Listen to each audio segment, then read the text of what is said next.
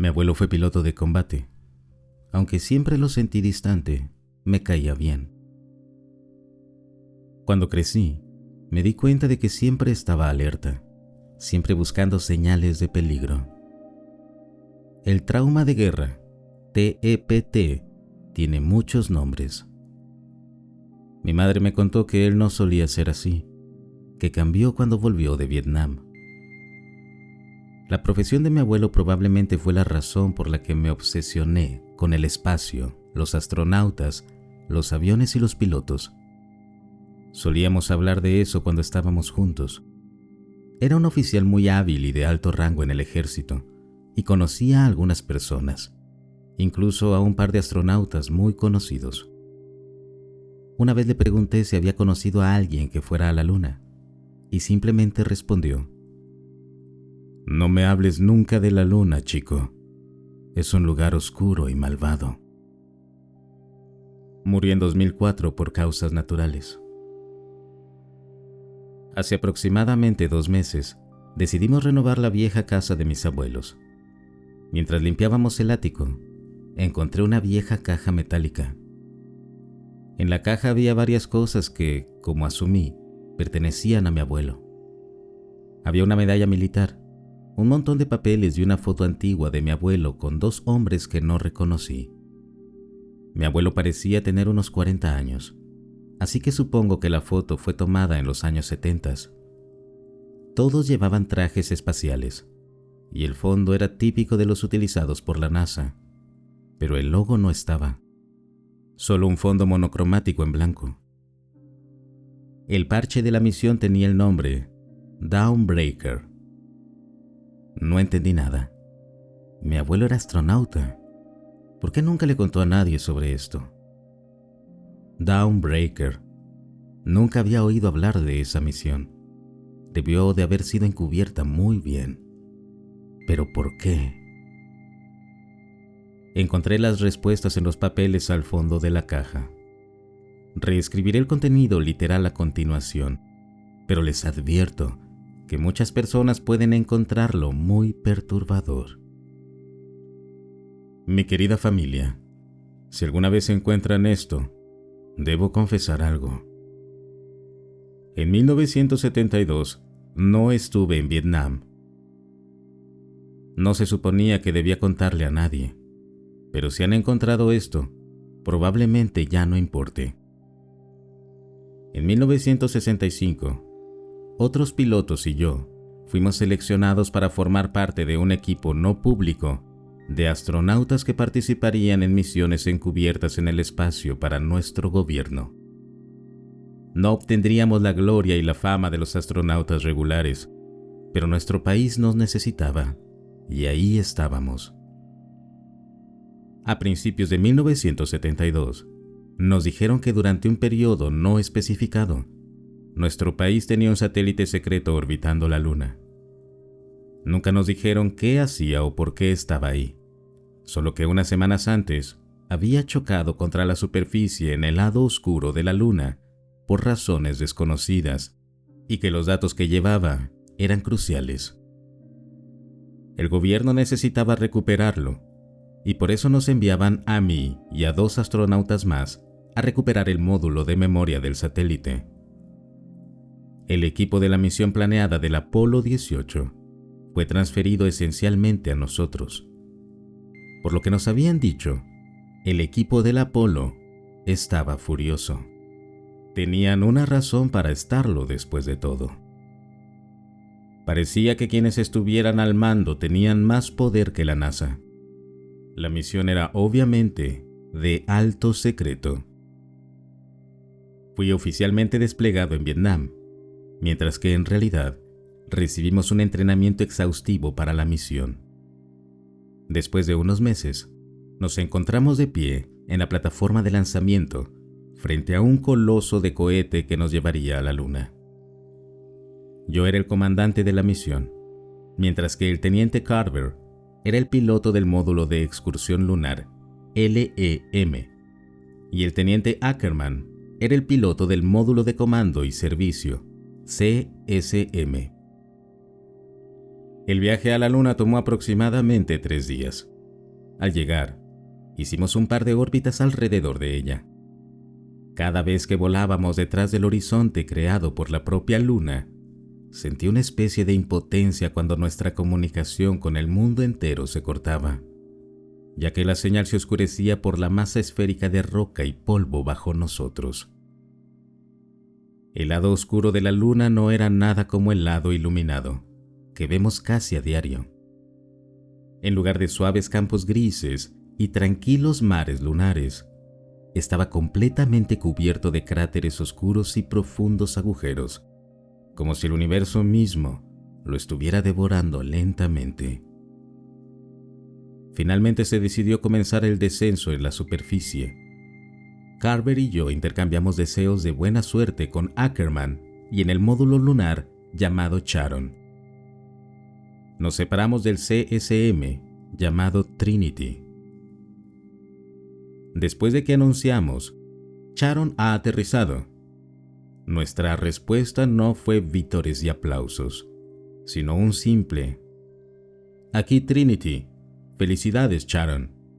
Transmitiré las noticias al otro lado. Cuídense por allá. Así fue como quedamos desconectados del resto del mundo. Ackerman era nuestro único enlace. Mientras él estaba sobre el lado iluminado, podía comunicarse con el comando en tierra, y mientras estaba sobre el lado oscuro, podía comunicarse con nosotros, nunca ambos al mismo tiempo. Aunque el periodo orbital del CSM era de aproximadamente 2 horas, estaríamos en contacto solo durante unos 35 minutos en cada órbita. Aterrizamos en una llanura dentro de un cráter enorme.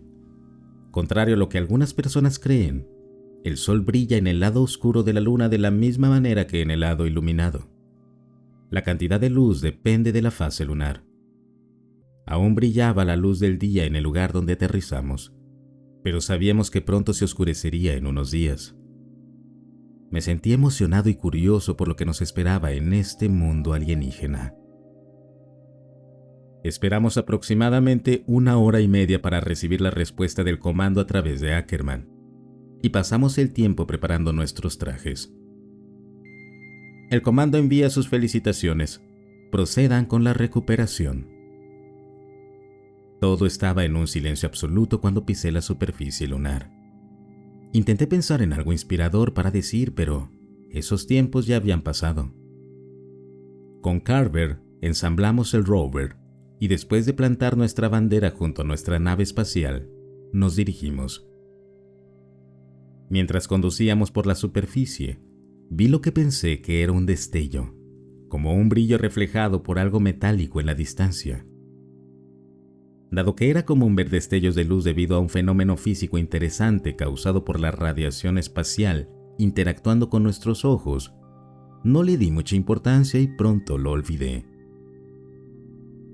Después de conducir por un par de horas, llegamos al satélite, o lo que quedaba de él. Inmediatamente notamos algo que no estaba bien. Había docenas de huellas alrededor de la sonda, que llevaban a un par de huellas que se arrastraban hacia la distancia. ¿Qué diablos es esto?, preguntó Carver, incrédulo. No lo sé, pero parece que alguien obtuvo lo que vinimos a buscar antes que nosotros, respondí. Tanto las huellas como los rastros eran diferentes a los nuestros. Quien se llevó los datos no estaba ahí bajo la bandera estadounidense. Como esperaba, no encontramos la caja de datos. Encontramos la parte donde se suponía que debía estar, pero no estaba. Por suerte para nosotros, justo estábamos en contacto con Ackerman, así que nos comunicamos con él para describir nuestros hallazgos. Esto no tiene sentido. ¿Quién lo habría tomado? Los rusos. Ellos ni siquiera tienen un programa lunar. Incluso si alguien lo hubiera tomado, ¿cómo no nos enteramos? ¿Cómo pueden los rusos aterrizar en la Luna sin que lo notemos?, respondió. Hasta donde sabemos, los rusos no tienen idea de que estamos aquí, ¿sabes?, dijo Carver por la radio. Vamos a seguir el rastro. Corté la conversación. ¿Están seguros de esto?, preguntó Ackerman. No estoy seguro de nada. Claramente nos estamos perdiendo algo aquí. Pero haré lo que digas, capitán, respondió Carver. Sí, si lo que estaba en esta sonda era tan importante como para que 2 países enviaran gente aquí a recuperarlo, tenemos que averiguar qué le pasó, respondí. Copiado, Sharon. Transmitiré su paradero al comando tan pronto como pueda. Tengan cuidado ahí afuera. Ya teníamos el oxígeno a la mitad, pero continuamos con la esperanza de resolver este misterio. No pasó mucho tiempo hasta que vi algo a lo lejos. A medida que nos acercábamos, me di cuenta de que era una nave espacial. Su diseño era diferente al nuestro y estaba decorada con la bandera de la Unión Soviética. No podía explicar por qué, pero algo me resultaba realmente extraño en la nave. Si realmente hubieran estado los rusos con nosotros en la Luna, habrían captado nuestras comunicaciones hace mucho tiempo, por lo que no tenía sentido ocultarlo. Al módulo soviético no identificado, somos la tripulación del Dawnbreaker. Por favor, respondan. Sabemos que están aquí.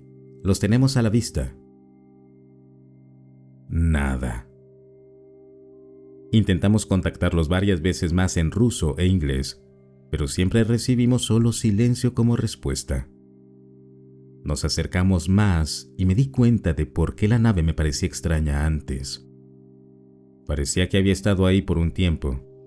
No vimos mucho del interior a través de las pequeñas ventanas, que habían sido cubiertas con algo desde adentro. Nuestro aire se está acabando y no me gusta esto, Miller.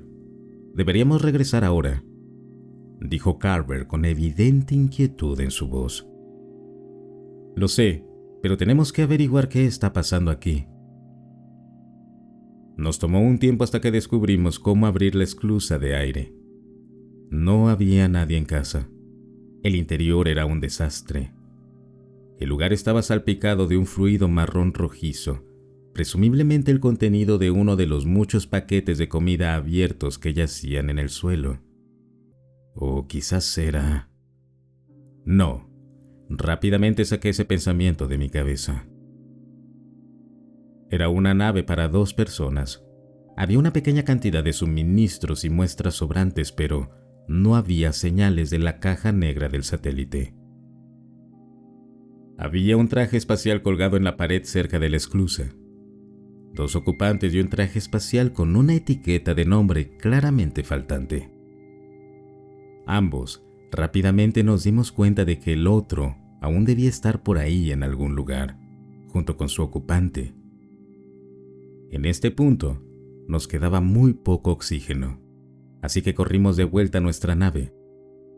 Cuando llegamos a Sharon, con los últimos vestigios de oxígeno en nuestros trajes, me di cuenta de algo. Dime, Carver, ¿fui solo yo o no pasamos los restos en el camino de regreso?, pregunté. Joder, ni lo menciones. No estaba ahí. Es verdad. Compartimos nuestro intrigante descubrimiento con Ackerman más tarde, y él estaba tan sorprendido como el mando cuando les informó a su vez. Esa noche hice guardia durante las primeras 4 horas.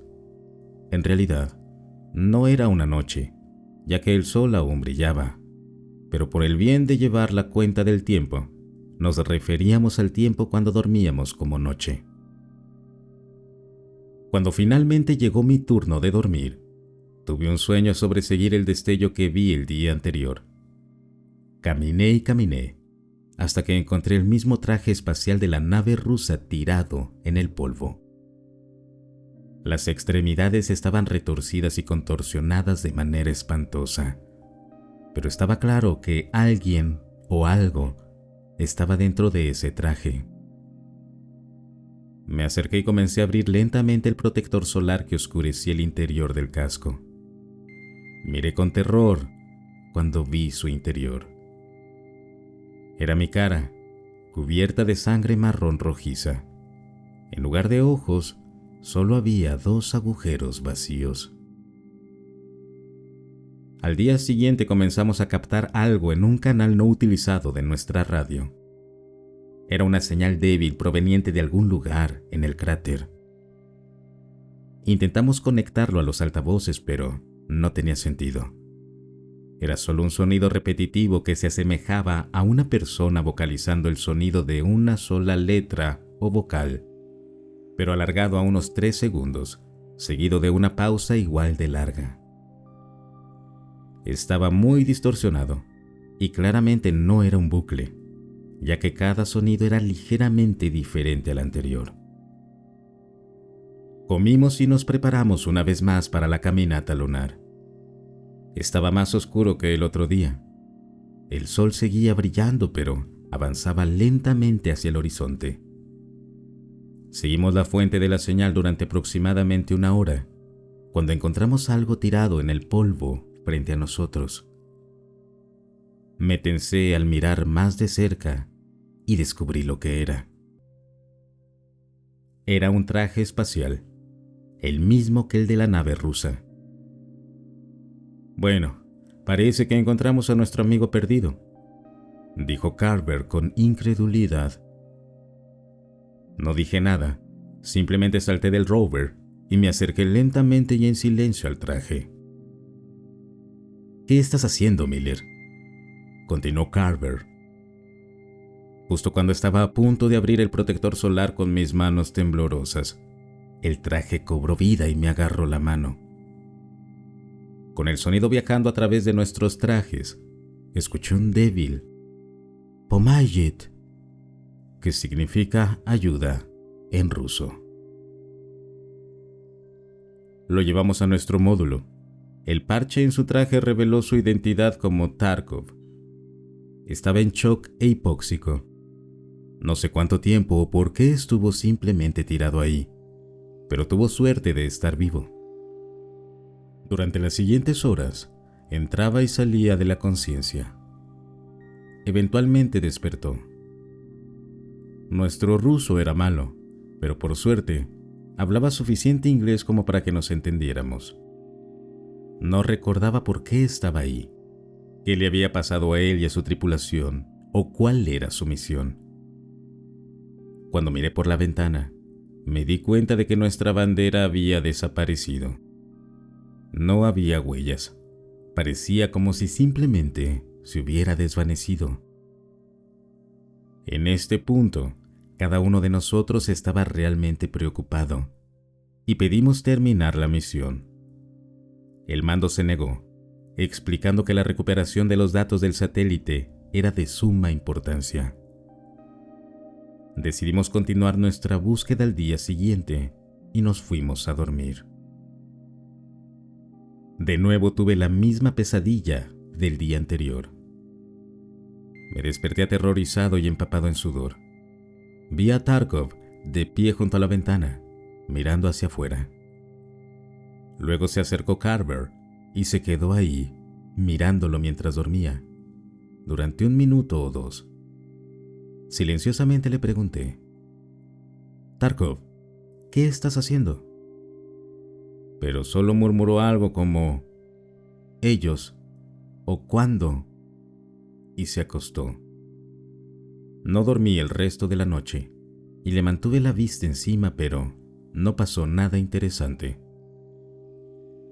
Al día siguiente encontramos una foto o un mapa del cráter donde estábamos en un bolsillo del traje de Tarkov. Había un punto a unas pocas millas de donde estábamos, marcado con una cruz. Tarkov no sabía qué había ahí, pero pronto me di cuenta de que estaba justo en la dirección donde vi el destello el primer día. Teníamos que verificarlo. Carver y yo luego despegamos y nos dirigimos hacia ese objetivo misterioso, mientras Tarkov se quedó en el Charon. En realidad, nuestro rover tenía suficiente potencia para llevarnos a los 3, pero insistí en que no era así y que debía quedarse atrás. «No confío en este tipo», le dije a Carver, después de asegurarme de que Tarkov estuviera fuera del alcance de nuestra radio de corto alcance. Aterrizamos en la luna. No encontramos la caja y de repente la sonda desaparece. Luego encontramos a un ruso que se supone que está muerto y que no recuerda cuándo fue la última vez que fue al baño. Y ahora nos dirigimos a este lugar que está marcado en su mapa y del que no sabe nada. Claro que no confío en él, y ni siquiera confío en cada paso que doy en esa dirección, respondió. ¿Qué vamos a hacer con él?, preguntó más tarde. No lo sé aún, pero no podemos llevarlo con nosotros. Ni el LEM ni el CSM están construidos para un pasajero extra, lo sabes, respondí. Y temo que él también lo sabe, replicó Carver. El sol se estaba poniendo. Después de conducir por un rato, llegamos a algo que me sigue desconcertando hasta el día de hoy. Justo frente a nosotros, había algo que solo puedo describir como una pirámide de 3 lados. Tenía unos 3 metros de altura y su superficie era completamente lisa y negra como la noche. ¿Qué demonios es esto?, preguntó Carver con un escalofrío en su voz. Caminamos alrededor de ella y tomamos fotos. ¿Qué carajos?, escuché de repente a través de mi radio. Me giré y vi a Carver paralizado, mirando algo. Ahí, en la tenue luz que quedaba, había un traje espacial a unos 6 metros de nosotros. Reconocí que le faltaba la placa con el nombre y me di cuenta de que era el traje de la nave rusa. Estaba erguido, de pie. La visera estaba abierta, revelando una imagen que me aterroriza hasta el día de hoy. Estaba vacío. El traje estaba vacío, pero se mantenía de pie. Volví en mí cuando escuché un crujido proveniente de mi radio. «No perteneces aquí», dijo una voz baja, profunda y distorsionada. De repente, una intensa luz me cegó. Cuando me recuperé, aquello había desaparecido. «Carver, ¿estás bien?», pregunté. Al principio guardó silencio, luego respondió. «Maldita sea NASA, maldito sea el ejército, maldito sea el satélite, maldita sea toda esta misión. Quiero salir de aquí, ahora». Sin debatir, corrimos hacia el rover y volvimos a Charon. Cuando regresamos, el sol ya había caído por debajo del horizonte y estaba casi completamente oscuro. La esclusa estaba abierta y Tarkov parecía estar de pie frente al módulo con su traje. Maldición, en la prisa, lo olvidamos por completo. Me acerqué a él y empecé. «Escucha, Tarkov, hay algo que...». Me detuve cuando noté que sostenía algo detrás de su espalda, pero ya era demasiado tarde. Se balanceó y me golpeó con una barra afilada. Golpeé mi cabeza contra el interior de mi casco y, aturdido, caí al suelo. Cuando el zumbido en mis oídos se detuvo, vi a él y a Carver peleando en el polvo. Me levanté y me lancé sobre Tarkov, impulsándonos a ambos unos metros más allá. Antes de que pudiera levantarme, ya estaba sobre mí. Luchamos, y justo cuando consiguió agarrar la palanca que usaba para liberar mi casco, le golpeé la cabeza con una roca afilada. Su visor se agrietó y mientras su aire se escapaba lentamente de su traje, me levanté y agarré la barra. Ya estaba manchada de sangre. Se lanzó sobre mí, pero lo apuñalé en el pecho. Luego cayó sobre mí y cuando nuestros cascos se tocaron, habló mientras el último aliento se escapaba de sus pulmones. «Él no es tu amigo. Sigue la voz». Me levanté y fui hacia Carver. Vi que su traje estaba perforado en el muslo y que sangre marrón rojiza estaba siendo succionada al vacío a su alrededor.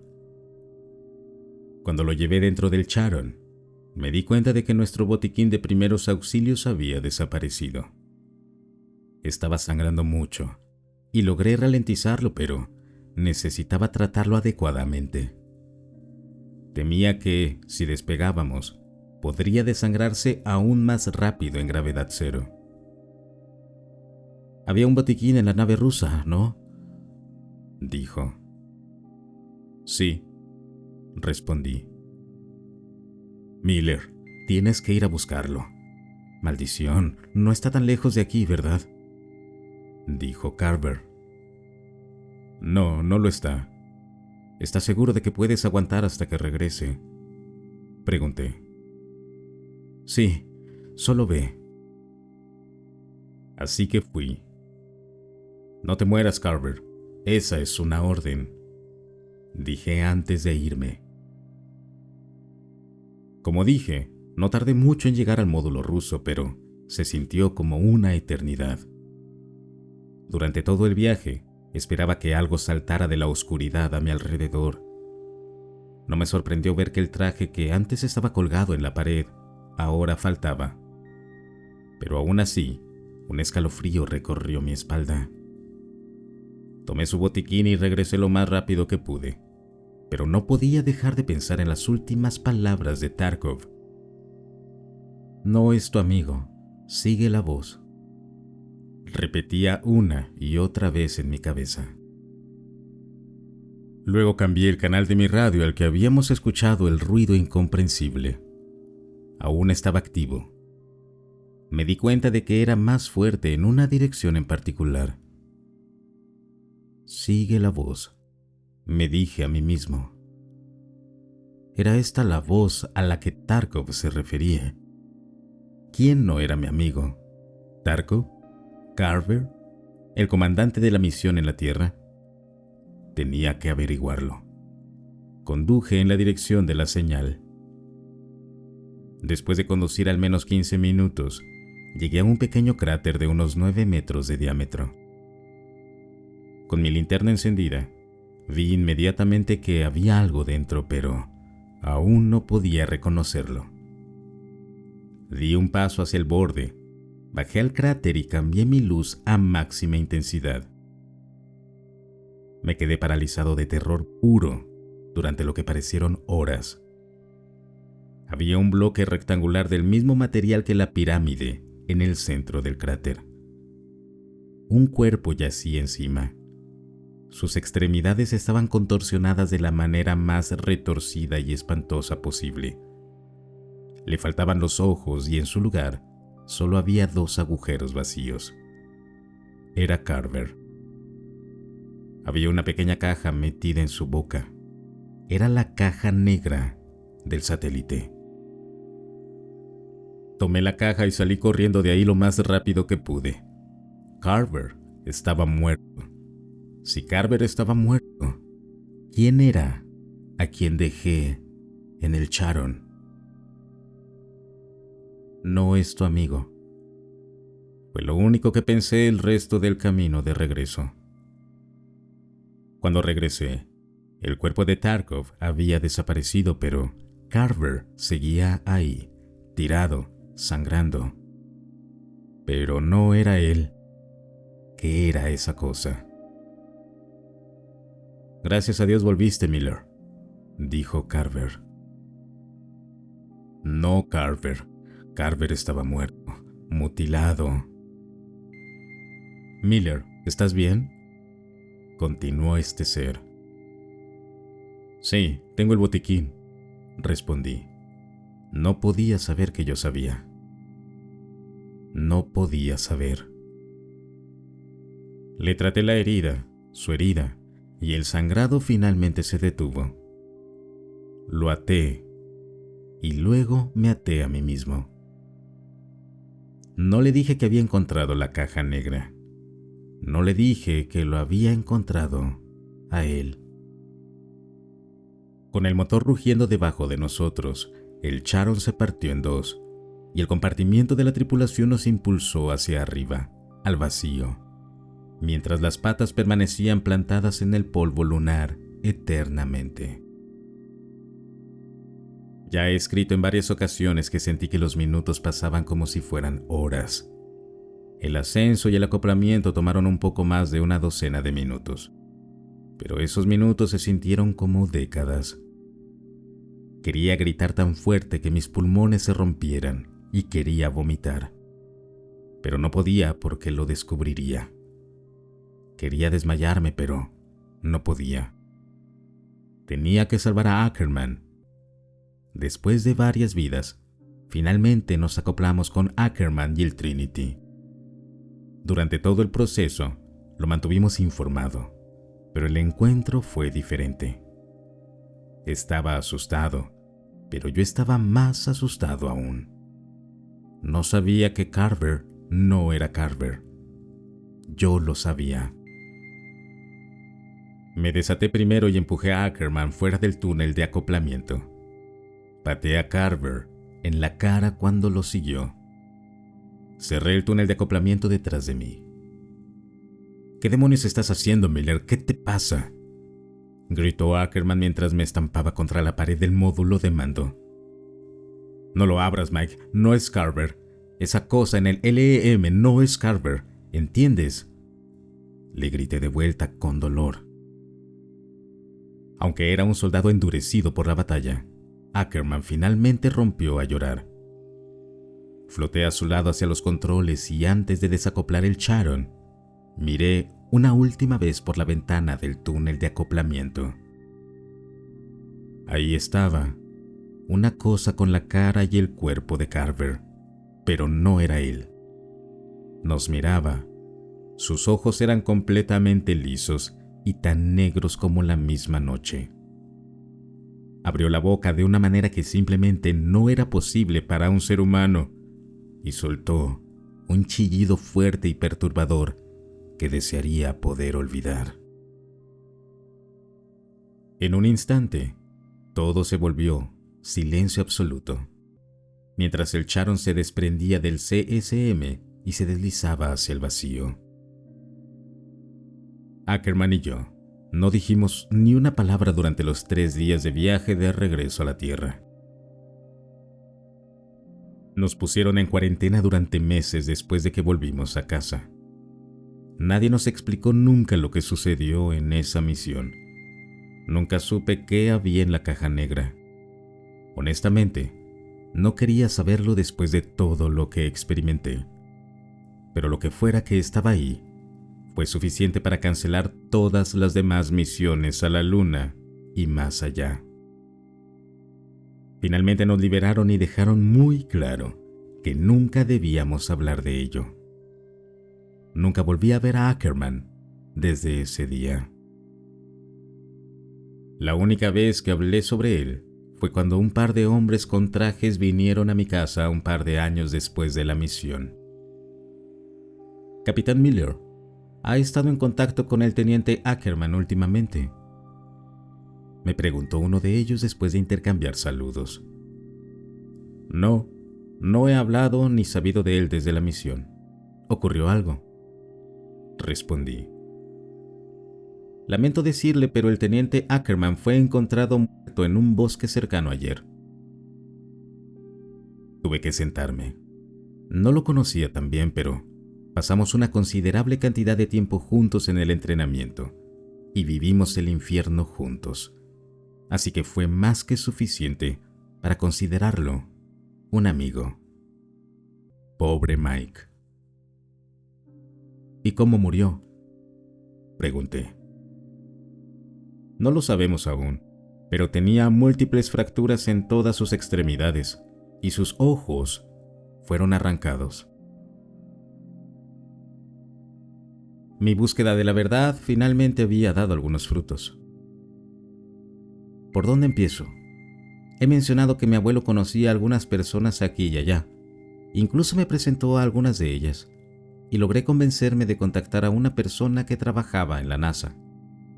Desafortunadamente, él no pudo ayudarme, pero me dio el contacto de alguien que posiblemente sí pudiera.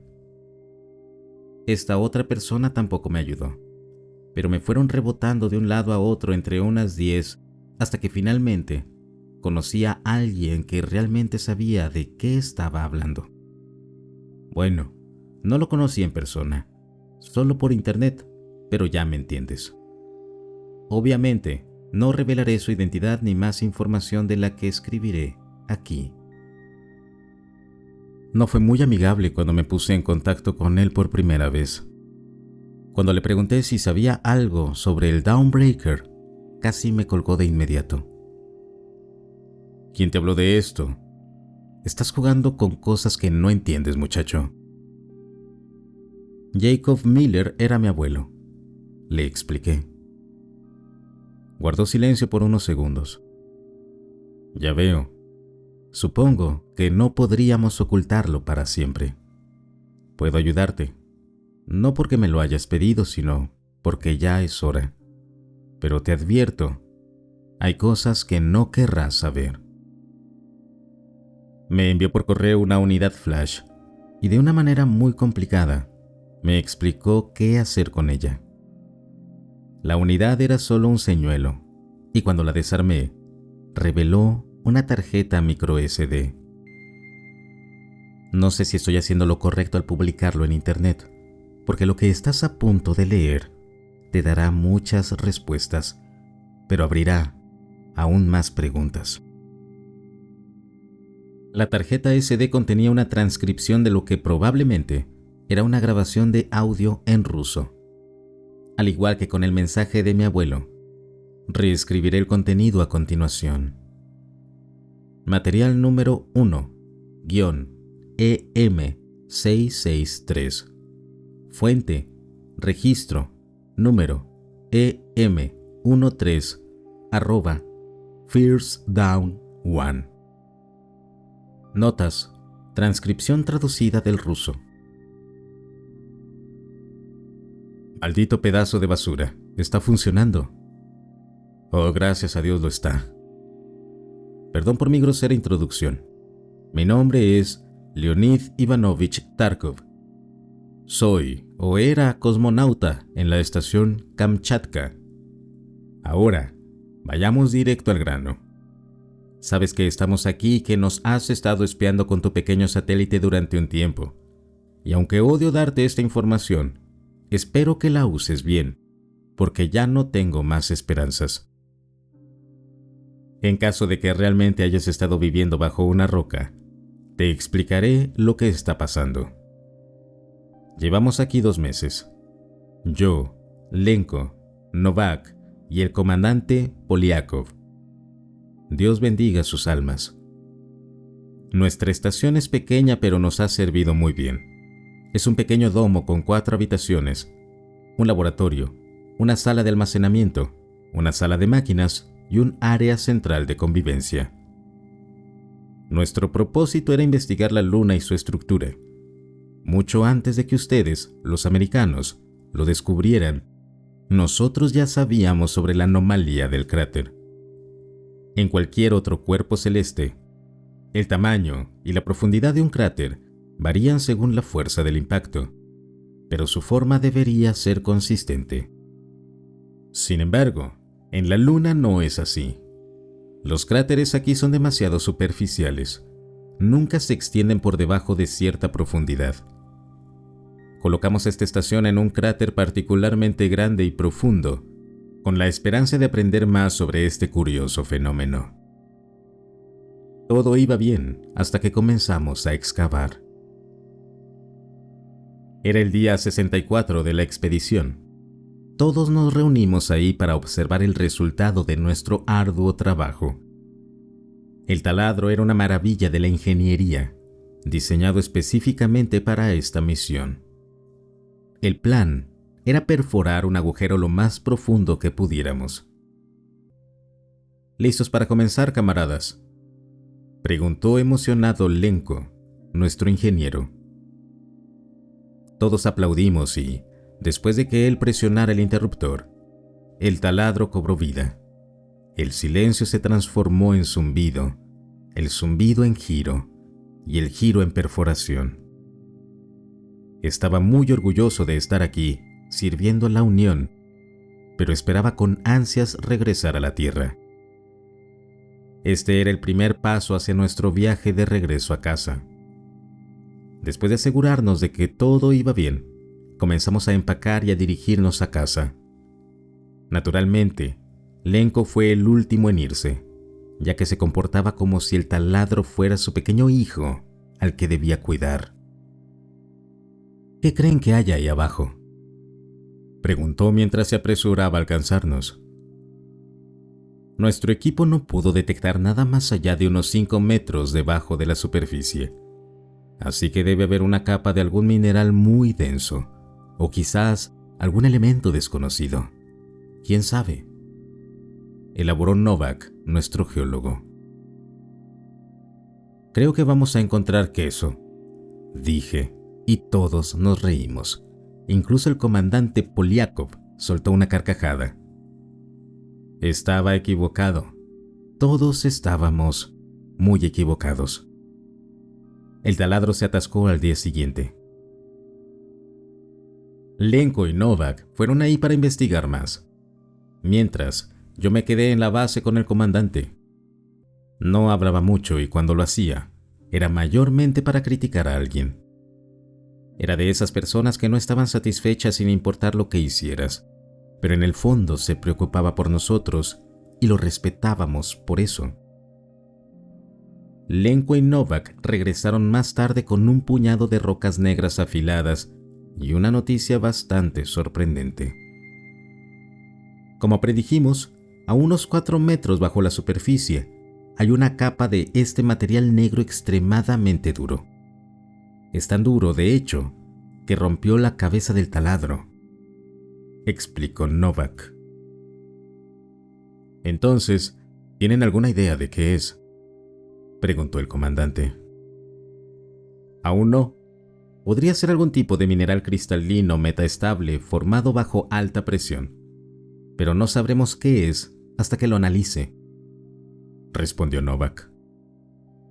Los siguientes días fueron muy interesantes. Lenko y yo pasamos casi todo el tiempo reemplazando las cabezas del taladro. Novak estaba completamente absorto en el estudio de este extraño material. El hecho de que no avanzara mucho solo alimentaba su asombro. Yo estaba haciendo mantenimiento en el taladro con Lenko cuando, de repente, el taladro cayó en picada por el suelo, casi llevándonos con él. ¿Viste eso?, preguntó Lenko confundido. Claro que lo vi, idiota. Casi me arrastra al agujero, por si no te diste cuenta, le respondí. Luego me di cuenta de que probablemente no se refería al taladro, y pensé que iba a decir algo más, pero no lo hizo. Miré dentro del agujero, saqué un bastón de luz del bolsillo de mi traje, lo activé y lo dejé caer en el agujero. Cayó en algún tipo de cavidad.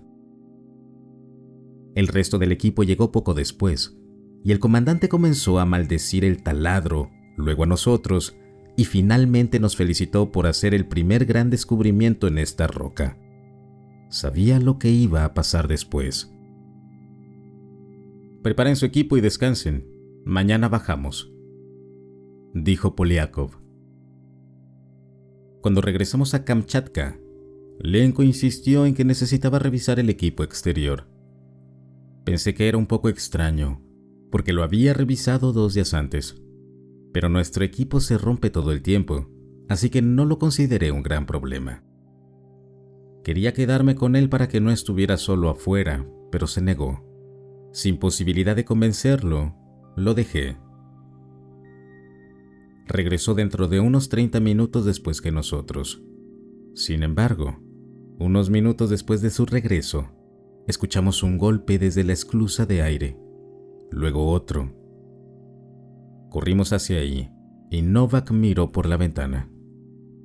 Abrió los ojos de par en par y escaneó el exterior con una expresión en blanco. ¿Qué sucede?, pregunté. No lo sé, respondió. Lenko, ¿sabes qué está pasando? Tú regresaste al último, preguntó el comandante. No, Juro que no tengo idea de qué fue eso, respondió.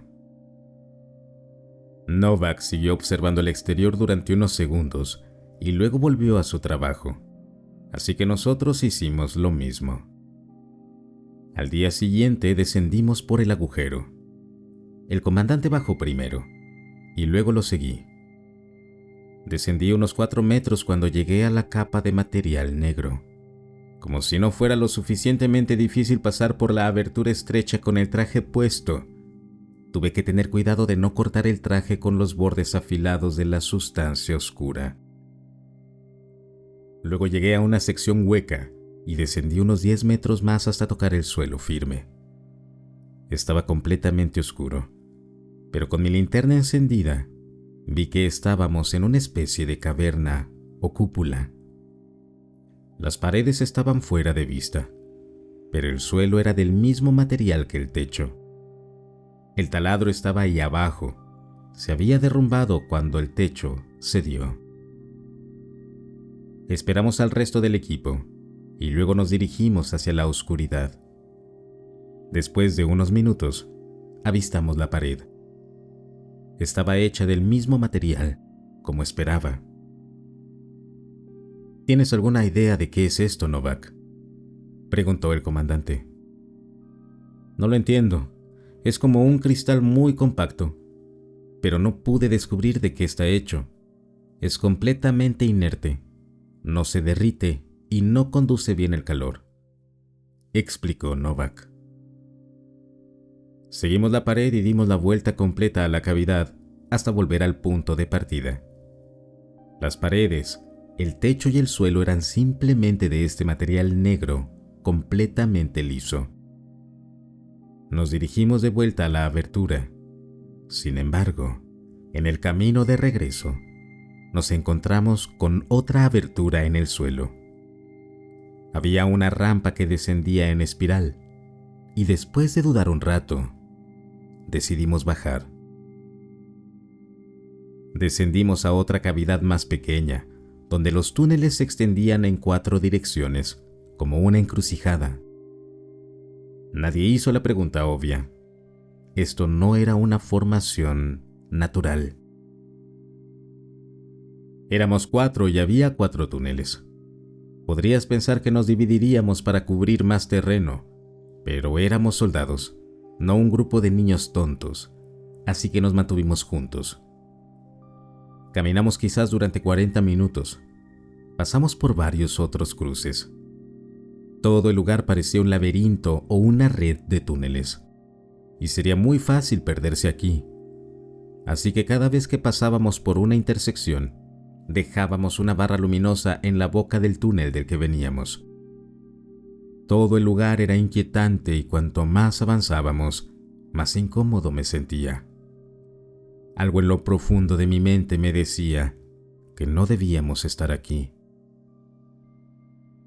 Acabábamos de llegar tal vez al 10º u 11º cruce. Continuamos recto, pero después de unos pasos, noté que el Lenko ya no estaba a mi lado. Me giré y lo vi mirando hacia uno de los túneles laterales en la intersección. Chicos, deténganse. Hablé por radio. Lenko, ¿qué pasa? Él se giró para mirarnos y dijo: No lo sé, chicos. No me siento bien. Tenemos que regresar. Algo no está bien aquí abajo.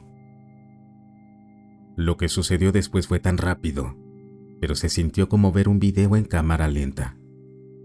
En un momento, estaba ahí parado mirándonos, pero en el siguiente, había desaparecido.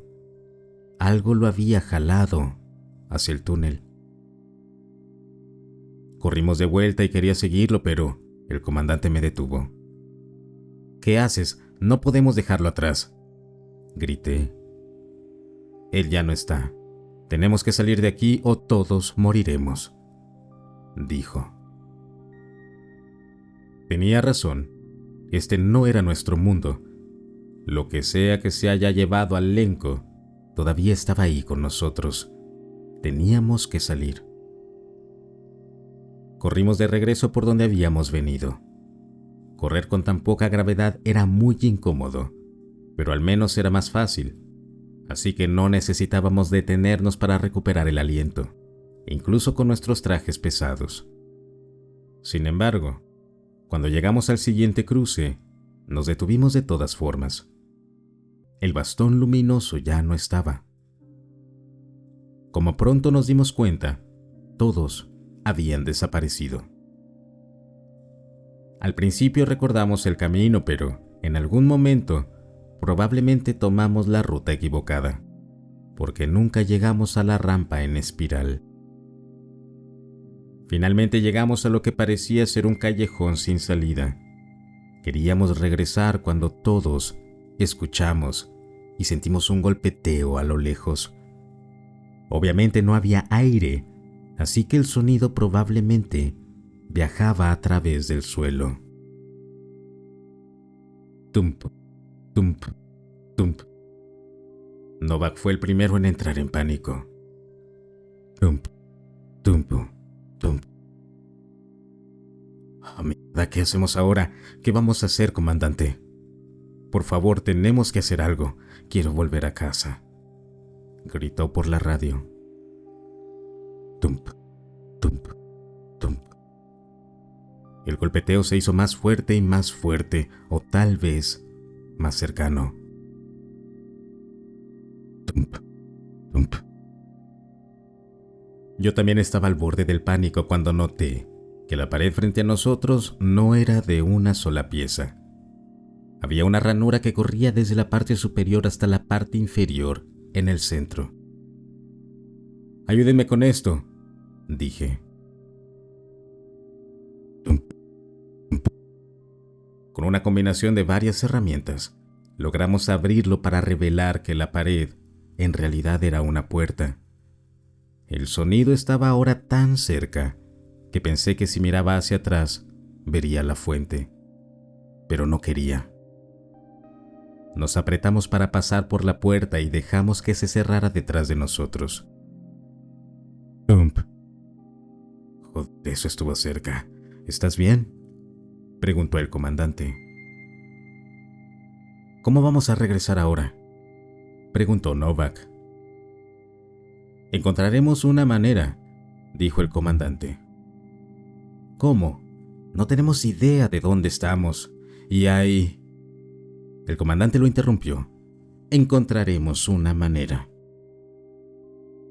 Caminamos por otro túnel durante un tiempo, hasta que llegamos a una sala. Era circular, de unos 15 o 20 metros de diámetro. Estaba llena de filas concéntricas de cajas negras o mesas, tal vez. En el centro había una pirámide negra de 3 lados. De nuevo, 4 túneles continuaban hacia lo desconocido en cada lado, como en las intersecciones. ¿Qué era ese lugar? Decidimos no perder tiempo y entramos en uno de los túneles.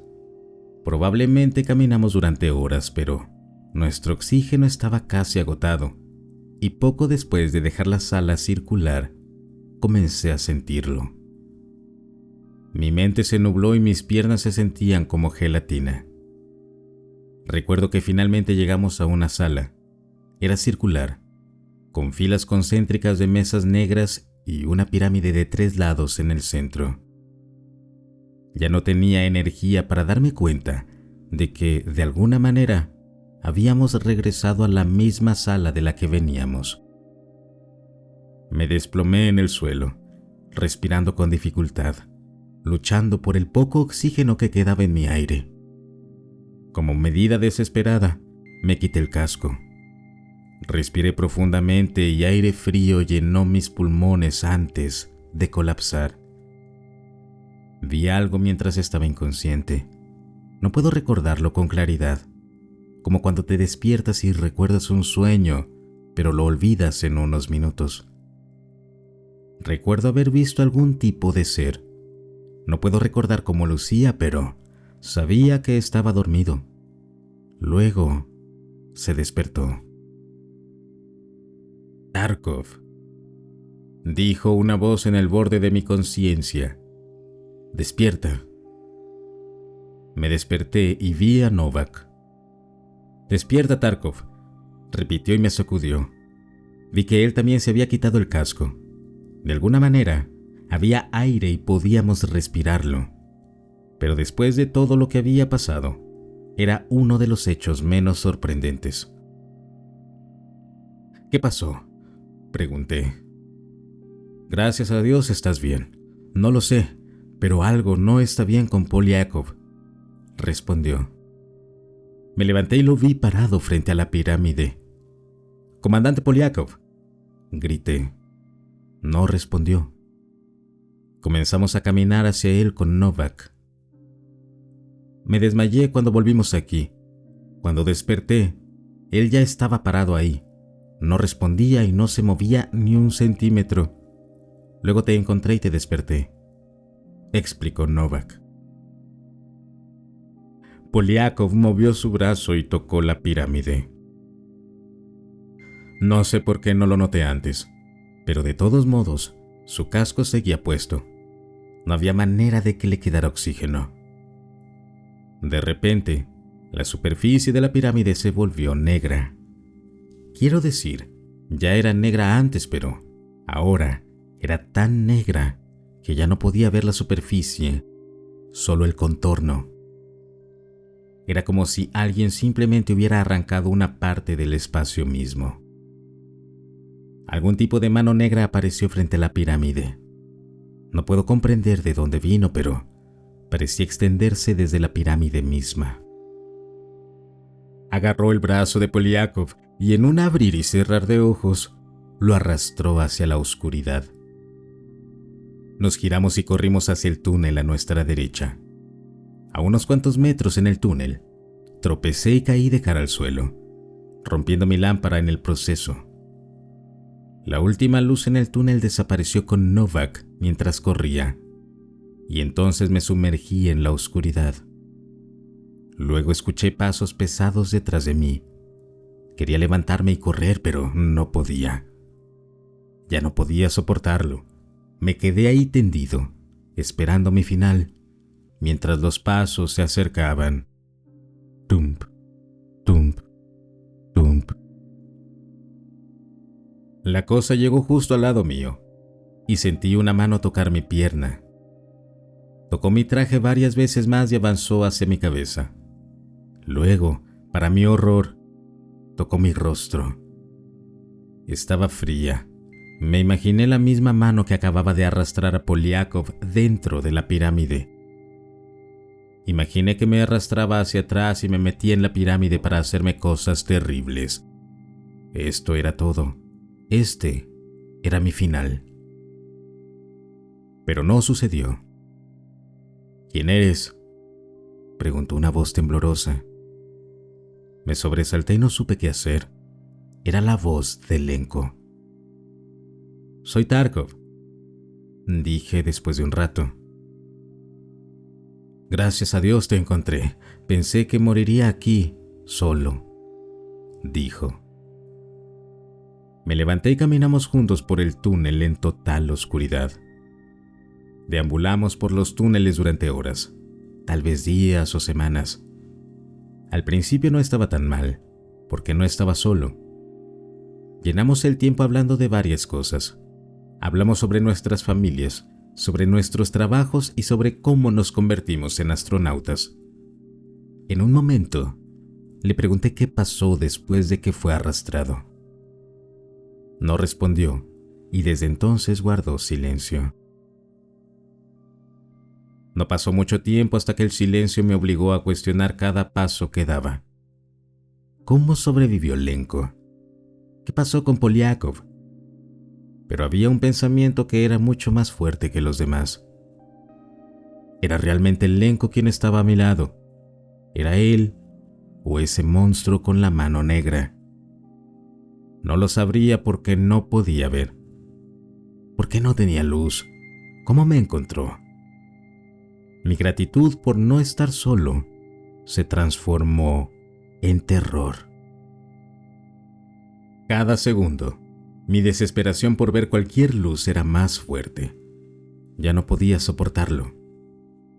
De repente tropecé y caí. ¿Estás bien, Tarkov?, preguntó Lenko. Tropecé con algo, le expliqué. Me giré y con mis manos procedí a sentir el objeto que causó mi caída. Era muy irregular, pero a veces simétrico. En algunos lugares era suave y flexible, mientras que en otros era frío y liso. Entonces me di cuenta de lo que era. Un traje espacial. Finalmente encontré la lámpara y, después de luchar un poco, la desprendí del traje. Al principio, para mi sorpresa, tenía miedo de encenderla. Tenía miedo de ver lo que había en la oscuridad a nuestro alrededor. Tenía miedo de ver quién estaba en el traje espacial, pero lo hice de todos modos. La luz me cegó, y después de que mis ojos se adaptaron a la luminosidad, vi el rostro de Novak en el traje y a Lenko de pie junto a nosotros. Nuestras miradas se cruzaron y, por un breve momento, sentí que sus ojos eran de alguna manera antinaturales. Algo no estaba bien con ellos. Estaba a punto de darme cuenta de qué era, cuando el cuerpo a mi lado se sacudió y tomó una respiración profunda. Novak, ¿estás bien? ¿Cómo llegaste aquí?, pregunté. Estaba muy desorientado. No lo recuerdo. Es él, dijo mirando a Lenko. Luego me miró a mí y ambos nos pusimos de pie. Pensé que estaban muertos, dijo. Nosotros también, le respondí.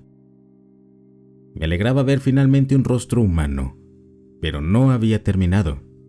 Todavía teníamos que encontrar una salida. Corrí tan lejos como pude, hasta que me di cuenta de que no me seguían. Quise regresar por ustedes, pero pensé que también habían desaparecido. No recuerdo qué pasó después. Me duele la cabeza solo de intentar pensar en ello, explicó Novak. Después de mirarlo más de cerca, me di cuenta de que se veía terrible, quizás enfermo. Sus ojos estaban rojos y estaba completamente pálido. Algo andaba mal con él también. Después de unas horas, decidimos detenernos y descansar. Finalmente me quedé dormido. Esta vez no tuve ningún sueño, solo oscuridad absoluta. Y era aún más aterrador porque me recordaba el tiempo que pasé en la oscuridad. Me despertó algo. Era Novak. Me hizo una señal para que guardara silencio. Vi a Lenko durmiendo a unos metros de distancia. Tarkov, escucha, susurró. Tenemos que irnos ahora. Debemos alejarnos de él. ¿De qué hablas? ¿Estás loco?, le respondí en un susurro. Tarkov, ¿recuerdas los golpes en la estación?, preguntó. Cuando miré por la ventana, vi algo, pero en ese momento pensé que mi mente me estaba jugando una mala pasada, así que me quedé en silencio, explicó. En la distancia, vi una figura, de espaldas a nosotros. Se estaba alejando, pero se detuvo cuando enfoqué mis ojos en ella. Se giró y me miró. Era él, era Lenko, concluyó Novak en su revelación. Me tomé un minuto para procesarlo todo. Luego asentí y me levanté en silencio. Procedimos a caminar con cuidado. Algo estaba mal en este lugar, algo que no puedo explicar. Las personas desaparecían, las personas aparecían. Si lo que decía Novak era cierto, la persona detrás de nosotros era Lenko. Y si no, entonces ¿qué era? Novak estaba diciendo la verdad. ¿Realmente era Novak o algo más? No podía confiar en nadie, ni siquiera confiaba en mí mismo. Todo se sentía tan irreal, pero tan real al mismo tiempo. Tenía tantas preguntas a las que no quería respuestas. Sentía que me rompería en ese momento. Sentía que las paredes del túnel se estaban colapsando sobre mí. apretándose más y más a cada segundo. Quería desesperadamente salir, quería ir a casa, pero estaba tan lejos. Entonces escuché una voz detrás de mí. «¿Eres mi amigo, Tarkov?», preguntó Lenko. Me giré para verlo de pie justo detrás de Novak, que estaba detrás de mí. No sabía qué hacer. Yo, claro que soy tu amigo», respondí. «Bien», dijo.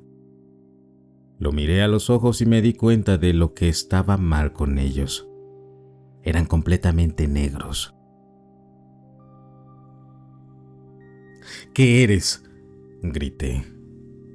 «Somos todo», dijo con una voz inquietante y antinatural. Luego abrió la boca de una manera imposible y mordió el cuello de Novak, engullendo su cabeza en su garganta. Novak gritó de agonía, pero sus gritos fueron ahogados por la carne de la cosa. Me giré para correr mientras escuchaba rugidos y chillidos ensordecedores detrás de mí. Tenía demasiado miedo de mirar hacia atrás, pero sentía que se acercaba. Tum, tum.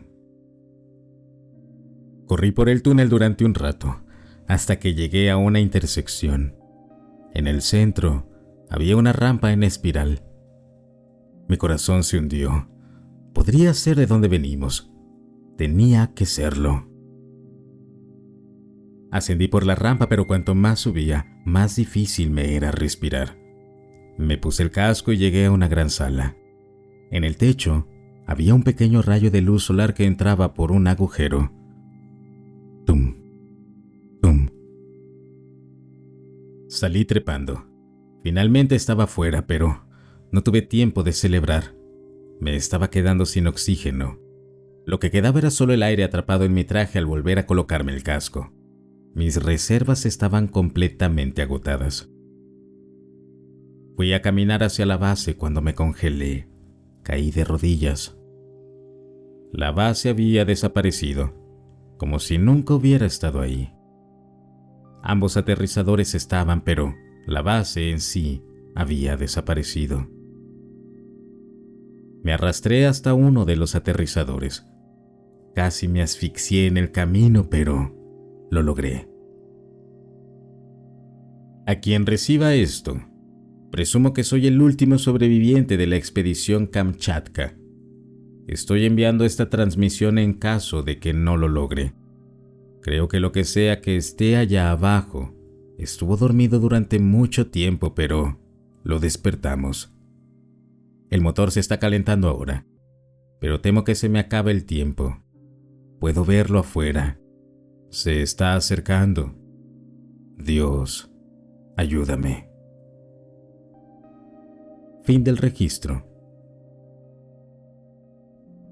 Pensándolo bien, no puedo dormir sabiendo que nuestra propia luna es algo antinatural, algo que oculta tantas verdades aterradoras. Cada vez que mires el cielo nocturno, recuerda que a veces las cosas más misteriosas y aterradoras están escondidas a plena vista. Si el video te gustó, no olvides suscribirte y compartirlo. Hasta el próximo relato.